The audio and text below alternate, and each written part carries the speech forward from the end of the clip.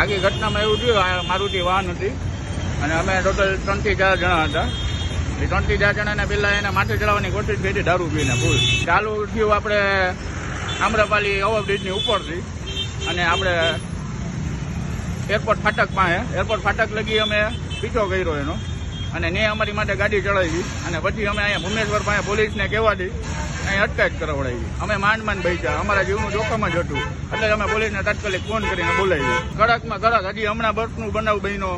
આ પાછો અત્યારે આ ભાઈ જ અત્યારે એવી રીતે પાછું એવું કીધું કે બસવાળા ઉપર શું થયું અને ફૂલ દારૂ પીધેલી હાલતમાં હતા કે બસવાળાને શું થયું મને કાંઈ નહીં થાય. હા એવું કીધું, જાહેરમાં કીધું. કડકમાં કડક સજા થાય અને આપણે હર્ષભાઈ સંઘવી એમ કહીએ કે આ દારૂબંધી નથી અહીંયા અને આવું યોગ્ય ન આવવું જોઈએ. સાંજ સમાચાર ફેસબુક પેજને લાઇક કરો, વિડીયો શેર કરો અને વધુ વિગતવાર સમાચાર માટે sanssamachar.net વિઝિટ કરો.